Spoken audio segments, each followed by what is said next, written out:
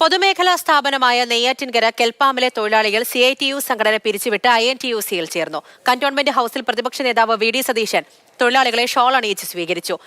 CITU union പൂർണ്ണമായി പിരിച്ചുവിട്ട് നിലവിലെ സംഘടനയുടെ സെക്രട്ടറി ഉൾപ്പെടെയുള്ളവരാണ് INTUCയിൽ അംഗത്വമെടുത്തത്.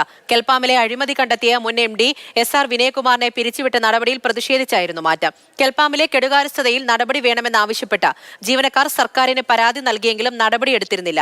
കെൽപ്പാമിൽ അഴിമതി നടത്തിയവർ അവിടെ തന്നെ തുടരുകയാണെന്നും വിജിലൻസ് അന്വേഷണം വേണമെന്നും പ്രതിപക്ഷ നേതാവ് VD സതീശൻ പറഞ്ഞു. 2 കോടി മുടക്കി വാങ്ങിയ സാധനങ്ങൾ 1.5 ലക്ഷത്തിന് വിറ്റ് അഴിമതി നടത്തിയെന്ന വ്യവസായ വകുപ്പിന്റെ കണ്ടെത്തൽ മാതൃഭൂമി ന്യൂസാണ് പുറത്തു കൊണ്ടുവന്നത്. പിന്നാലെയാണ് MD SR വിനയകുമാറിനെയും ചെയർമാൻ S സുരേഷിനെയും മാറ്റിയത്.